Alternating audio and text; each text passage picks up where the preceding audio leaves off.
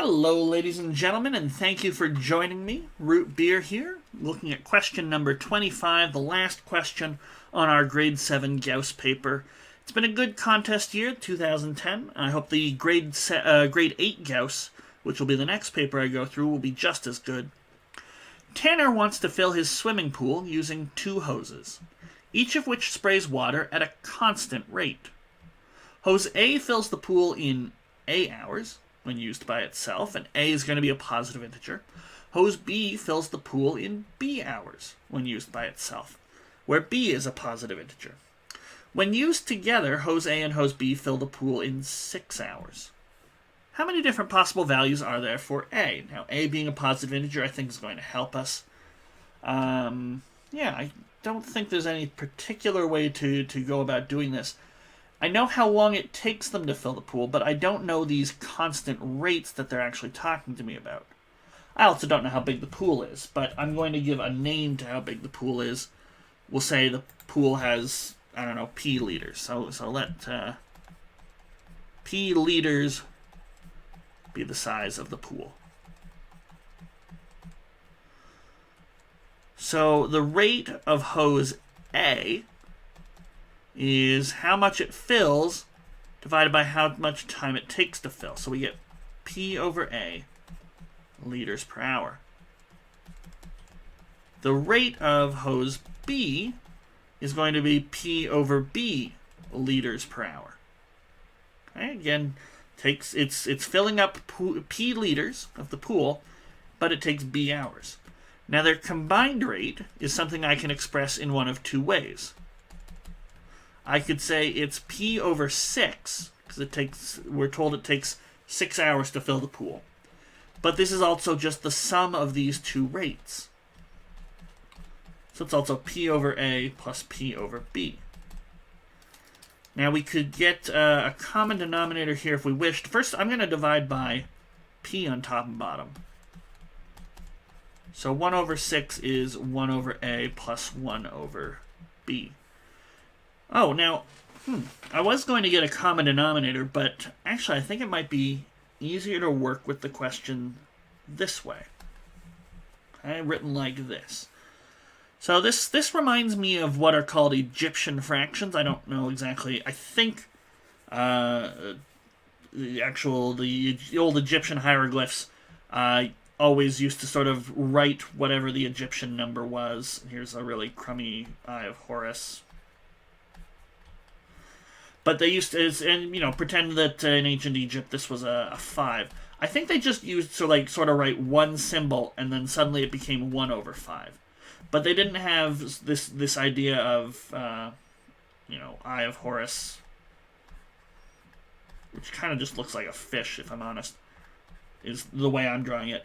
They didn't have the idea of this over, I don't know Egyptian hieroglyphs, so wolf's head. They didn't have the idea of 3 over 5 or something like that. They just had regular number 5 or 3 and then something to indicate 1 over. And that's, I think, why they were called Egyptian fractions. They did have one special symbol for 2/3, if I remember correctly, but it's been a long time since I studied the history of numbers. But that's why these guys are called Egyptian fractions. And they pop up every once in a while. If you want to prove that there's only 5 Platonic solids, you use an expression not unlike this. You get 1 half is the number of 1 over the number of edges plus the number of 1 over the number of vertices or something like that. But with an expression like this, if A and B are positive, the bigger A and B are, the smaller the 1 over A or 1 over B. Okay? But we can see right away that something like A being 1/5 is too big. Right? A is going to have to at least be 7. Because if A were 6, suddenly I've got 1/6 is 1/6 plus something. I don't know what this is, but he's positive, because B is positive. And that would be too much. So we need at least 1 over 7. Okay? Is there... Also, I would notice something like A and B are sort of interchangeable here. If I can get if I can find a way to make B 11, then, and maybe for sake of example, A is in this case 20, then the same equation is satisfied with A being 11. So there's symmetry here. Answers for A are answers for what possible values B could be as well. So I guess I could make an assumption, something like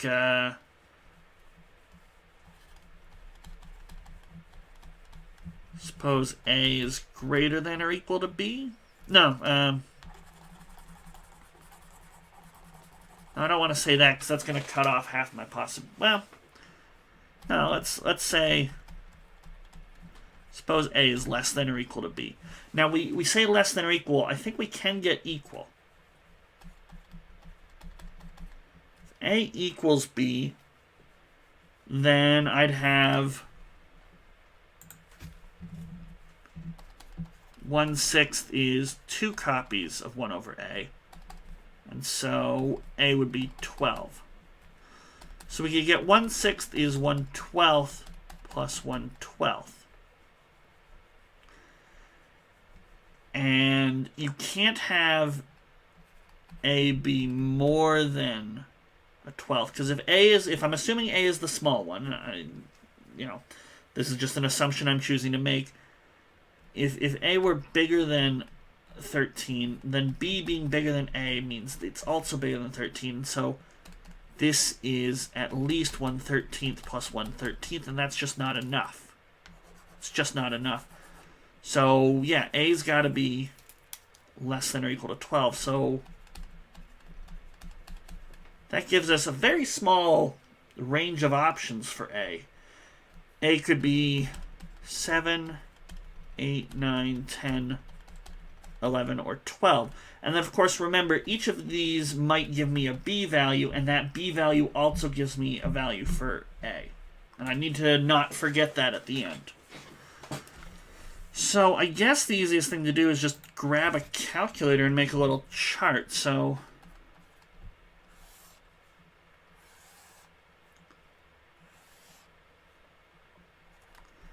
A could be 7. Then B would be, or 9, 10, 11, 12. In this case, B would be 12. Let's just grab our calculators. I think I can fill in B is 42 for this one. 1/6 is 1/7 plus 1/42. But we'll just quickly double check. 1 divided by 6 minus 1 divided by 7. And then I have a reciprocal button on my calculator. Yeah, 42. Okay, 1/6 subtract 1/8. And then I hit the reciprocal button on my calculator and I get 24 here. Now, if ever I go to hit the reciprocal, the 1 over button on my calculator, and I don't get an integer, then guess what? My B value isn't a positive integer, and I've broken the rules. Okay, so we could get 1/6 minus 1/9, and then hit the reciprocal button, and I get 18. I think it won't work for 11. It might work for 10. Let's find out. 1/6 minus 1/10, and I get 15. 1/6 minus 1/11, and I get 13.2. So that's not going to work. Okay. So that finishes off the list. Now, what are the possible values for A? I know I listed A being the smaller one. And that gives me 5 values there. But remember, any value B can take on, A can take on as well. I already made that argument. So 6, 7, 8, 9 possible values. Okay. So we don't count 12 twice here. So 9 is right in the middle, and that's going to be C. And we'll leave it at that. So C. I think the 10 possibility is there in case you count 12 twice, and I think the 12 possibility is there if you just say, well, 11 can work, and you don't bother to check, and you just assume it'll give you a B value that works. So Yeah, I think that makes sense there. So our answer is going to be C. There are 9 different possible integer values for how long it can take hose A to fill up the pool. Okay. So that finishes off the 2010 Grade 7 Gauss. As I've mentioned, the Grade 8 Gauss will be the next paper I go for. So feel free to click the second link in the description. It'll take you to the CEMC website. You can get that contest before I've even posted any videos. Okay? And I will see you guys for more math next time.